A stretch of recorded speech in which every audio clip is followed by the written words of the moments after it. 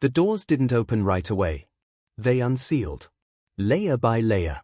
Pressure locks disengaging with a low mechanical groan that echoed through the council chamber like a warning. Commander Ethan Hale didn't move.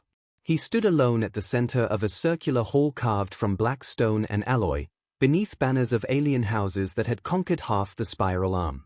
Around him, towering figures watched from elevated tiers, armored generals, scarred warlords, nobles draped in medals forged from collapsed stars.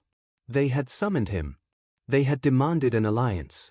They had insisted he choose a warrior from their ranks to fight beside him in the coming campaign. Ethan had agreed. He should have known better. The final lock disengaged. The doors split apart. And laughter began before he even saw who walked through. Soft at first.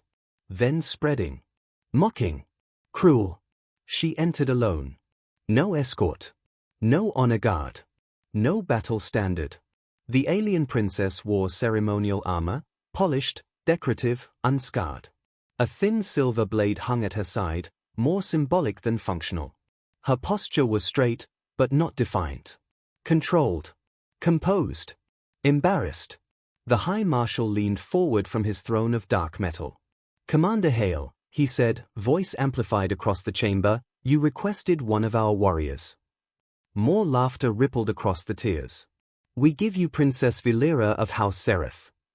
The name carried weight. Royal blood. Ancient lineage. But not power.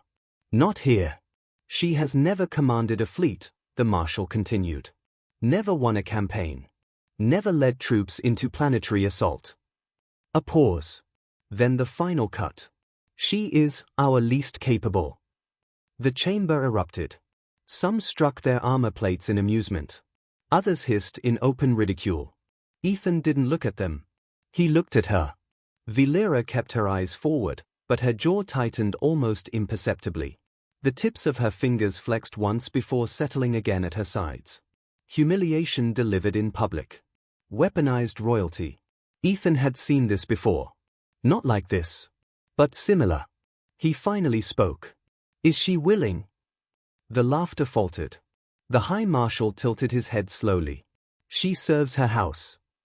"That's not what I asked." A murmur passed through the chamber. Ethan turned fully toward her now. "Princess," he said evenly, ignoring the tension rising around him, "are you willing to stand beside my forces in open conflict?" Silence stretched. Valera's eyes flicked toward the High Marshal, just once. Then back to Ethan. Her voice, when it came, was steady. "I was not trained for war." The Marshal smirked. "I was trained for diplomacy," she continued. More laughter. Ethan's gaze didn't waver. "And are you willing?" The chamber felt smaller. He had just placed the choice in her hands. That wasn't how this worked here. Royalty obeyed hierarchy. Hierarchy obeyed power. Power obeyed strength. Valera inhaled slowly. "I am not a warrior," she said. "A beat. But I will not run." The words weren't loud. They didn't need to be. Something in the room shifted. The High Marshal's amusement thinned. Ethan stepped forward. "Then stand beside me." The words were simple. But he didn't say behind. He didn't say serve. He said beside. Valera blinked. Confusion flickered across her features, quickly masked, but real. The alien generals noticed. One of them leaned toward the Marshal and muttered, "He doesn't understand what you've given him." "Oh, he understands," the Marshal replied quietly. "That is the point." Ethan finally looked up at the tiers. "You offered alliance," he said. "I accept." He gestured toward Valera. "She will accompany me to Carthos Prime." A few of the nobles stiffened at that. Carthos Prime wasn't ceremonial. It was a siege. Heavy orbital bombardment. Ground offensives. Urban collapse zones. A place where inexperienced commanders died quickly. The Marshal leaned back. "As you wish." There it was. The trap laid cleanly. Send the human into battle with a royal liability. If he protected her, he would lose ground. If she died, his alliance would fracture. If he abandoned her, his reputation would shatter. It was elegant. Cruel. Calculated. Ethan stepped closer to Valera until they stood only a few feet apart. Up close, he could see the faint tension in her breathing. "You understand what Carthos Prime is?" he asked quietly, low enough that the chamber couldn't hear. "Yes," she replied. "You could refuse." Her eyes sharpened slightly. "Not without confirming everything they believe about me." He studied her. Not fragile. Not weak. Unproven. Different. "They expect you to fail," he said. "They expect you to fail," she countered. A faint smile touched the corner of his mouth. "Good." That caught her off guard. "Why?" she asked. "Because expectations are leverage." The chamber doors began to reseal behind her with a heavy metallic boom. The High Marshal rose. "The alliance is formalized," he announced. "Princess Valera will depart with the human fleet at first cycle." The nobles stood. Some amused. Some dismissive. None concerned. Ethan turned to leave. Valera hesitated only a moment before following. As they stepped through the corridor beyond the chamber, the laughter finally died behind them. Silence replaced it. The corridor lights were colder here. Dim. Functional. For the first time since entering, Valera allowed her composure to shift. "You realize," she said quietly, "that this is meant to damage you." "Yes." "And possibly kill me." "Yes." She studied him carefully. "Why accept?" He didn't slow his stride. "Because they gave me exactly what I needed." "And what is that?" Ethan stopped at the viewport overlooking the docking bay, where human ships prepared for departure. He glanced at her. "A variable." Valera frowned slightly. "I don't understand." He looked back at the fleet. "They think strength only comes in one form." The engines below ignited, casting flickering light across both their faces. "I've learned it doesn't." A long silence settled between them. Finally, Valera spoke again. "You do not see me as weak." Ethan's expression hardened just slightly. "I see someone they underestimate." Below them, a human cruiser detached from its docking clamps. Valera watched it rise. "They sent me as an insult," she said. "Yes." "And you still accepted?" "Yes." She turned toward him fully now. "Why?" Ethan met her gaze without hesitation. "Because sometimes the greatest mistake your enemy can make is believing they've already won." The fleet engines roared louder. Departure countdown initiated. Carthos Prime awaited. Behind them, in the council chamber, the High Marshal allowed himself one final smile. He believed the human commander had just been humiliated. He believed the princess would break under pressure. He believed this alliance would collapse within weeks. He believed he had made a joke. He did not yet understand. He had just handed the human commander something far more dangerous than a warrior. He had handed him loyalty waiting to choose a side. And for the first time in her life, Princess Valera was about to decide where she stood. Carthos Prime did not welcome visitors. It burned. Twin suns hung low over a fractured horizon, casting long bleeding shadows across shattered cities and smoking craters. Anti-orbital fire streaked upward in violent arcs, carving glowing scars into the sky. Princess Valera stood on the forward observation deck of the human flagship Resolute, watching a world tear itself apart. "This is where you chose to bring me," she said quietly. Commander Ethan Hale stood beside her, hands clasped behind his back. "No," he replied. "This is where they sent us." Below, human dropships punched through atmosphere in tight formation. Explosions flared like violent blossoms across the surface. Valera's fingers tightened around the railing. "This is not diplomacy." "No," Ethan agreed. "It isn't."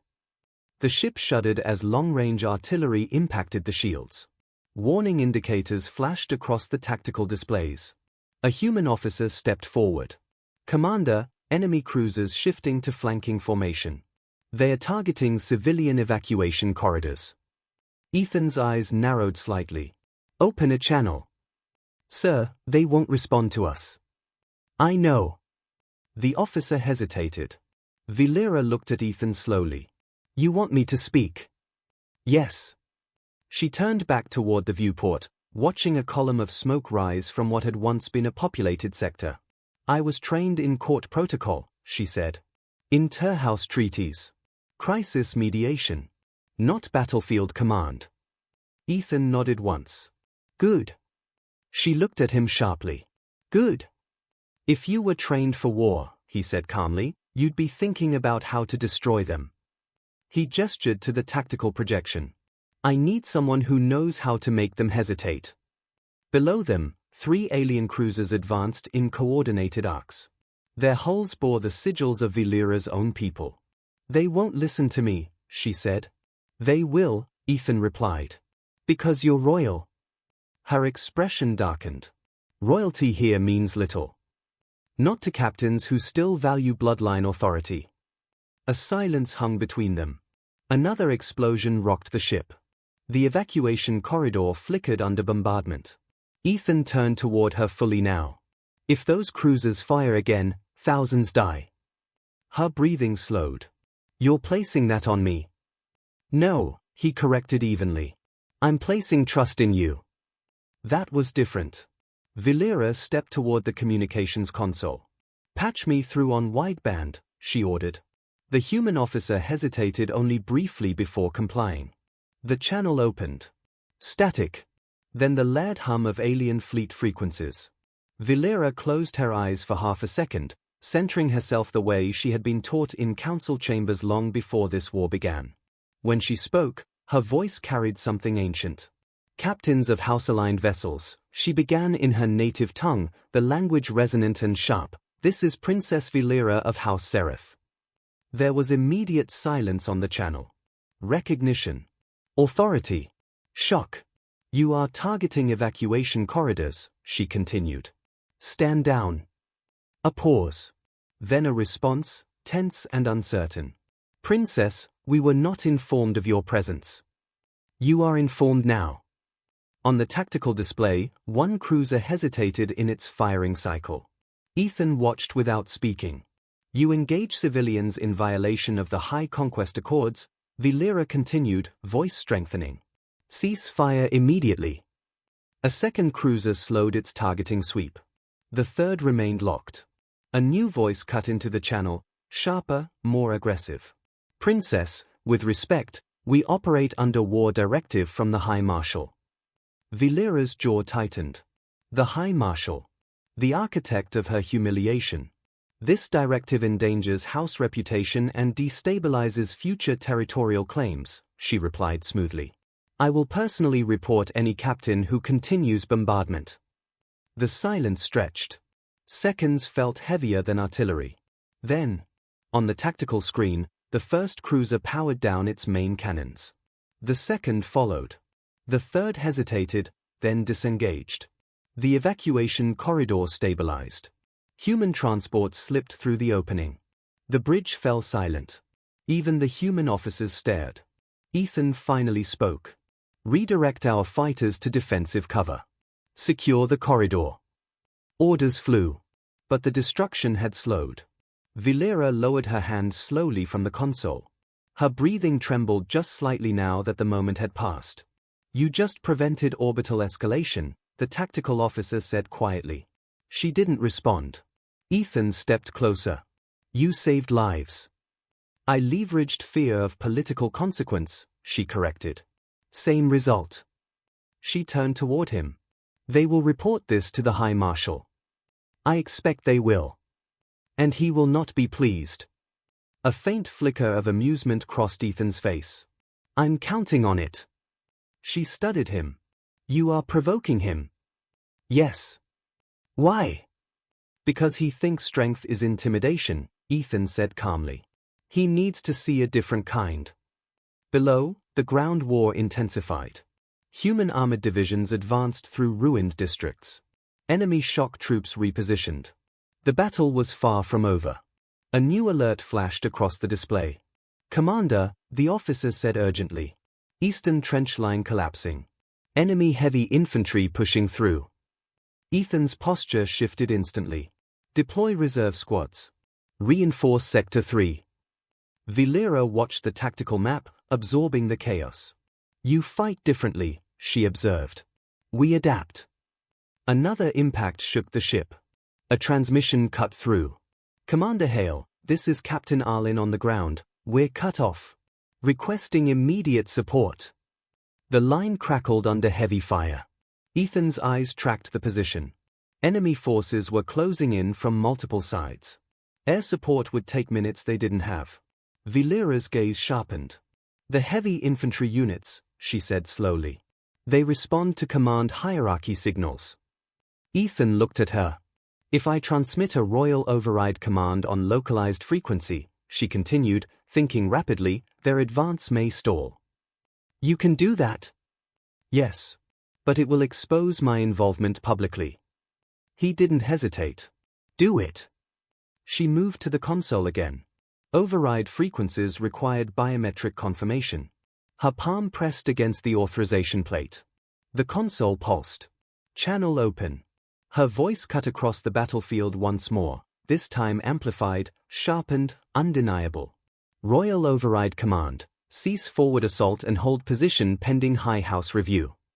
On the ground, alien heavy infantry units faltered. Not all. But enough. Their advance slowed just long enough. Human reinforcements breached from the flank. The trench line stabilized. Captain Arlen's voice returned, breathless. Commander! I don't know what you just did, but it worked. Ethan didn't answer. He was looking at Valeera. Not with surprise. With confirmation. She withdrew her hand from the console slowly. They will know it was me, she said quietly. Yes. They will not forgive this easily. No. Silence lingered between them. Below, the battlefield shifted subtly. Momentum stabilizing. Lives preserved. Valeera exhaled slowly. I am not a warrior, she repeated, softer now. Ethan shook his head slightly. No, he agreed. She glanced at him. You're something far more dangerous. For the first time since leaving the council chamber, Princess Valeera did not look ashamed. She looked resolute. And far above the burning world of Carthos Prime, in a distant command throne, the High Marshal received the combat reports. 3 cruisers disengaged. Heavy infantry stalled by royal override. Human casualties reduced. He read the name attached to the signal authorization. Valeera of House Seraph. The joke he had sent to humiliate a human commander had just altered the battlefield. And for the first time, he stopped laughing. The war did not slow down because diplomacy worked once. It escalated. Carthos Prime surface became a maze of burning districts and shattered towers. Smoke columns climbed into the sky like dark pillars holding up a collapsing world. On the 3rd day, the enemy changed tactics. No more cautious pushes. No more probing assaults. They targeted the command chain. They targeted Ethan Hale. The forward command ridge overlooked Sector 7, a broken skyline split by artillery scars. Ethan stood with ground commanders, issuing rapid-fire adjustments as human units pressed forward. Rotate armored support left. Pull medevac teams out of the southern corridor. His voice was steady, measured, calm in chaos. Princess Valeera stood behind him, observing the shifting battlefield projections. She had not left his side since the orbital intervention. The alien high houses had taken notice. Some were impressed. Others furious. And one in particular wanted correction. Commander, a ground officer shouted. Multiple heat signatures behind the eastern rubble line, they are breaching. Before Ethan could respond, the ridge shook violently. An explosion tore through the lower defensive barricade. Enemy shock troopers surged through smoke, armored, brutal, designed for close-quarters eradication. They are targeting you, someone yelled. Ethan didn't flinch. Hold the line. Gunfire erupted. Human defenders engaged, but the shock troopers were built for this. Heavy plating, kinetic resistance, brutal melee capability. Within seconds, the ridge perimeter fractured. Commander, fall back, a lieutenant shouted.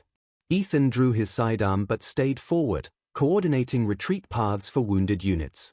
Valeera watched it unfold. This was not a negotiation chamber. This was not a communications console. This was war at arm's length. Another explosion hit. Dust swallowed visibility. Through the haze, she saw Ethan knocked to one knee as debris scattered across the ridge. 3 shock troopers advanced toward him. Slow. Deliberate. Execution pace. Her breath caught. No one ordered her. No one looked at her. She was not expected to move. The High Marshal, watching remotely from orbit, leaned forward slightly in his command throne. Now. This was where she would freeze. Where she would prove him correct. Valeera's heart pounded. Her blade felt too light in her hand. Ceremonial. Decorative. Not built for this. But neither was she. She ran. Not away. Toward the smoke. Ethan rolled behind shattered stone as one shock trooper's plasma blade cut through the air where he had been seconds earlier. His sidearm fired twice, deflected by armor. Fall back. A soldier screamed from somewhere behind him. Too late. The shock troopers tightened their formation. One raised its weapon for a killing strike. And the battlefield changed. A voice cut through the chaos. Sharp. Ancient. Commanding. Stand down. It wasn't shouted in fear. It was issued in authority. Royal command authority. The shock troopers hesitated instinctively. Training embedded over generations forced a microsecond of pause when confronted with that tone. It was enough. Valeera stepped between Ethan and the advancing troopers. Her posture straight. Blade raised. Not shaking. Not anymore. You advance against house blood under my protection, she declared in her native tongue. Withdraw. The lead trooper faltered. Confusion flickered across its visor. Ethan stared up at her from the ground. You shouldn't be here, he muttered. She didn't look back. They shouldn't either. Behind the shock troopers, human reinforcements burst through the smoke, using the hesitation to flank. Gunfire erupted again, this time in humanity's favor. One trooper fell. Then another. The third attempted retreat. It didn't make it far. Within seconds, the ridge stabilized. Silence returned in fragments. Broken only by distant artillery. Valeera lowered her blade slowly. Her breathing trembled now, the aftermath hitting all at once. Ethan stood. He studied her carefully. You weren't ordered to move, he said. No. You could have stayed back. Yes. He held her gaze. Why didn't you? She met his eyes fully now. Not as a princess embarrassed in a council chamber. Not as a diplomat behind a console. As someone who had just made a decision. Because I chose to. There was no hesitation in it. No regret. The High Marshal watched the replay in orbit. Royal authority invoked. Shock troopers hesitating. Human reinforcements exploiting the delay. The princess standing between death and a human commander. His jaw tightened. She had not frozen. She had not broken. She had stepped forward. Voluntarily. On the ridge, human soldiers stared at her differently now. Not fragile. Not ceremonial. One of them gave a small nod of respect. Good timing, Your Highness. She almost smiled. Almost. Ethan stepped closer, lowering his voice. You understand what that means? Yes, she replied quietly. You've openly defied high command. Yes. You can't go back to neutrality. Her expression hardened slightly. I was never truly neutral. He studied her. You just picked a side. Valeera looked over the burning horizon of Carthos Prime. At the human medics tending both species. At the soldiers holding the line together. At the commander who had asked her if she was willing instead of telling her she was obligated. Yes, she said. I did. Above the planet, whispers began spreading through alien fleets. The weak princess had invoked royal authority in active combat. Not to enforce conquest. Not to assert dominance. But to protect an ally. Something far more dangerous than weakness had emerged. Conviction. And for the first time since the alliance began. The High Marshal realized the human commander hadn't just accepted an insult. He had accepted a catalyst. Because strength imposed by hierarchy can be controlled. But loyalty chosen freely? That cannot. The summons came at dawn cycle. Not to the battlefield. To orbit. Princess Valera of House Seraph was ordered to report to the High Command flagship immediately. The wording was formal. The intent was not. On the bridge of the Resolute, the message replayed in cold blue light. By authority of the High Houses, Princess Valera will detach from human command and return to fleet oversight pending disciplinary review. Disciplinary review. Ethan didn't react at first. He just watched the stars beyond the viewport, silent witnesses to politics disguised as honor. Valera stood beside him. "They're going to strip my command access," she said quietly. "Yes. They may attempt house censure." "Yes. And if I refuse?" He finally looked at her. "Then you force them to choose. Between what? Public fracture, or public humiliation?" She understood immediately. If they dragged her back by force, it would expose internal division across the houses. If they punished her openly, it would fracture support from fleets that had begun aligning with her after Carthos Prime. Either choice weakened them, which meant they would try something else. Control the narrative. Ethan turned to the communications officer. "Prepare a full-spectrum broadcast." The officer blinked. "To the alien fleets, sir." "To everyone." Valera's eyes narrowed slightly. "You're escalating." "Yes." "You trust this will work?" "No," he answered honestly. "But I trust you." The broadcast chamber aboard the Resolute was not ceremonial. It was utilitarian. Metallic. Functional. No throne. No banners. Just a command podium and the vast black of space behind reinforced glass. Valera stood at the center. For a moment, she hesitated. Royal broadcasts were meant to project dominance. Strength. Superiority. This would be different. Ethan stood just out of frame. Not speaking. Not directing. Beside her. The transmission went live. Across alien fleets. Across house territories. Across war-torn systems. Princess Valera appeared. No war armor. No crown. Just steady eyes and the distant glow of a battlefield behind her. "I was sent to the human commander as an insult," she began calmly. Across the High Marshal's flagship, officers froze. "I was presented as weak. Unfit. A liability." She did not raise her voice. She did not show anger. She showed clarity. "I was expected to fail." A pause. "But on Carthos Prime, I witnessed something my own houses have forgotten. Human soldiers working alongside alien volunteers. Evacuation corridors preserved instead of sacrificed. Command decisions based on survival, not intimidation. I witnessed strength without cruelty," she continued. "And I chose to stand with it." Murmurs spread through multiple fleet channels. The High Marshal slammed a hand against his command console. "Cut the transmission." But it wasn't originating from their network.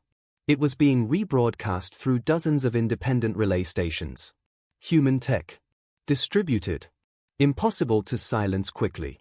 Valera's gaze sharpened slightly now.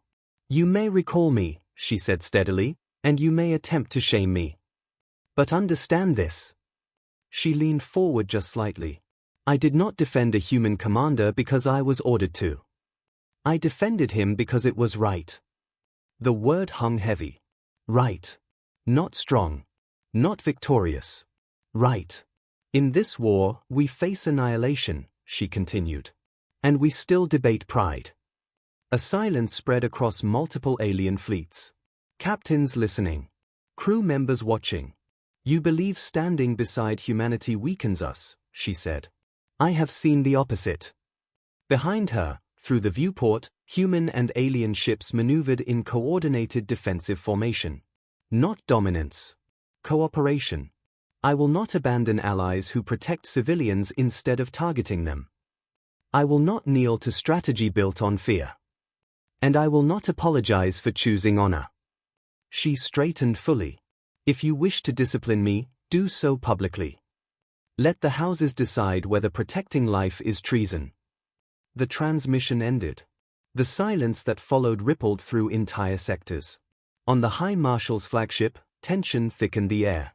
Fleet captains were already transmitting inquiries. some openly questioning the targeting directives, others quietly shifting formation priorities. He had intended to isolate her. Instead, she had isolated him. Back aboard the Resolute, Valera exhaled slowly. "That will divide them," she said. "Yes," Ethan replied. "It may also divide us." He stepped forward into view beside her. "Then we stand together." She glanced at him. "You realize this makes you a symbol as well?" "I didn't ask for it." "Neither did I." Outside, long-range sensors pinged. "Commander," the tactical officer called out. Multiple alien fleet signatures adjusting vector. Ethan moved to the display. Ships once aligned strictly under high command banners were shifting formation. Not defecting. Not rebelling outright. Repositioning. Closer to human fleet structures. Supporting defensive corridors. Silent statement. "They're not abandoning their houses," Valera observed. "No," Ethan said. "They're recalculating." A new transmission cut through. Not from the High Marshal. From an independent fleet admiral. "Princess Valera," the voice said evenly, "House Delrath acknowledges your authority and will align with evacuation preservation protocols." Another followed. Then another. Not all. But enough. On the High Marshal's flagship, officers watched the tactical map change in real time. His grip tightened. He had meant to humiliate a human commander. Instead, he had handed that commander a royal voice capable of reshaping fleet loyalties. Back on the Resolute, Ethan looked at Valera. "You didn't just defend me." "No," she replied quietly. "I defended the future." He nodded once. "The war isn't over." "I know." Another alert flashed. Enemy dreadnought signatures entering the system. Heavy. Massive. Escalation. Valera looked at the incoming fleet markers. Then at the alien ships now maneuvering closer to human lines.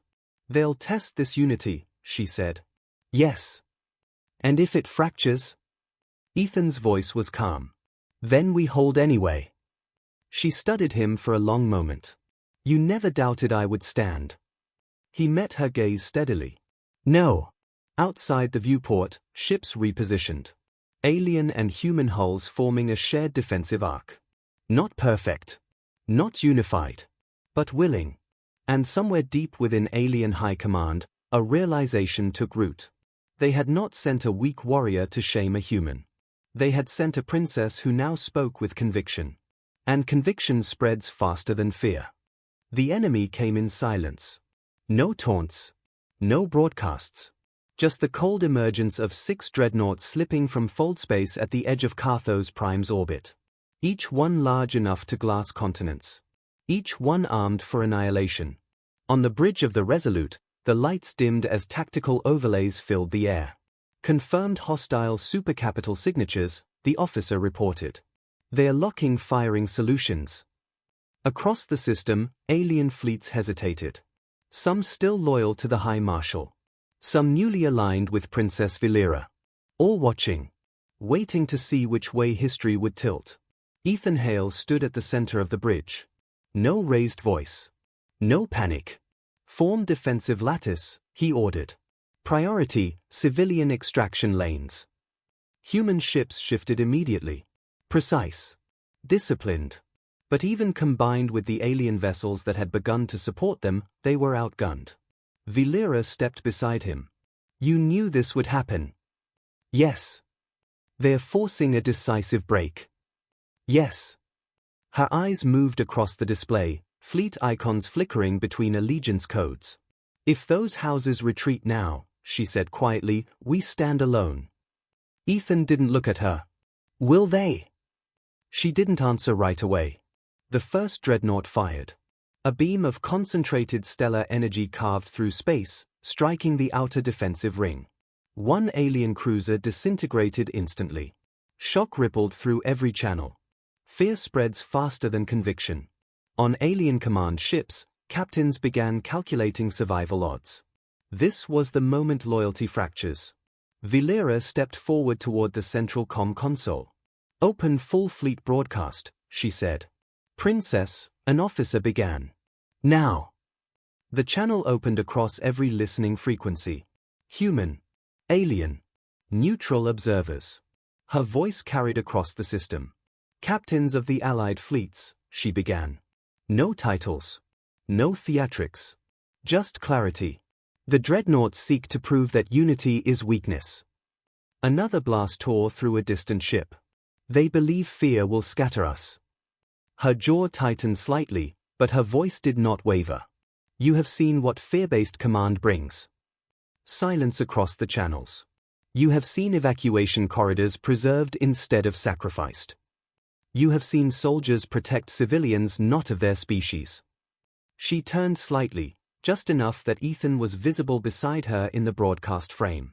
I chose to stand with that. Another dreadnought charged its weapons. Now I ask you to choose. On alien bridges across the system, captains stared at their displays. Retreat vectors calculated. Survival probabilities high. Honor probabilities uncertain. Valeera's final words cut clean through the tension. With me. 2 words. Not a command of dominance. A call of alignment. On the tactical display, something shifted. One alien destroyer adjusted its vector. Then another. Then 3 more. House Delrath ships moved first. Then Serathai border fleets. Then smaller houses who had hesitated until now. They repositioned between the dreadnoughts and the civilian evacuation corridors. Interception arcs forming. Not perfectly coordinated, but unified. On the High Marshal's flagship, disbelief spread across the command deck. They're ignoring central directive. They're realigning under royal authority. The Marshal's expression hardened. She cannot command dreadnought engagement. But she wasn't commanding it. She was inspiring it. Back on the Resolute, Ethan's voice cut across his own fleet. Human squadrons, lock into alien defensive arcs. Synchronize targeting grids. Human fighters surged forward, weaving between alien hulls. 2 species. 1 formation. The second dreadnought fired. This time, 3 ships absorbed the blast together, shields overlapping in a synchronized barrier. The beam dissipated. The dreadnought hesitated. That hesitation was enough. Fire! Combined salvos erupted from human rail platforms and alien plasma batteries simultaneously. The first dreadnought's shields collapsed. The second took critical damage. The third attempted retreat. Too late. Explosions bloomed across orbit. The tide turned. Not because of superior firepower alone, but because no one broke formation. Minutes later, the remaining dreadnoughts disengaged, fold space tearing open as they fled. Silence settled over Carthos Prime. Wreckage drifted. Evacuation ships cleared atmosphere. Across the fleet channels, there was no cheering. Just stunned quiet. Valeera stepped back from the console slowly. Her breathing trembled now that the crisis had passed. They stayed, she said softly. Yes, Ethan replied. They chose. He turned to face her fully. You did more than win a battle. She looked at him. You shifted loyalty. She studied the alien fleet alignment patterns. They were no longer fragmented by rigid hierarchy. They were clustered by shared objective. Protection. Preservation. Not conquest. A priority transmission cut in. Not from the High Marshal. From his own officers. High Command Authority is under review, the message announced system-wide. Pending House Tribunal. The Marshal had lost control. Not through assassination. Not through rebellion. Through isolation. Valeera closed her eyes briefly. They will demand I return to face judgment. Ethan nodded. And will you? She opened her eyes again. Yes. He studied her carefully. You won't stand alone. I know. Later, in the Grand Council chamber where she had once been presented as a joke, Valeera stood before the assembled houses again. But this time, the atmosphere was different. No laughter. No mockery. Only measured silence.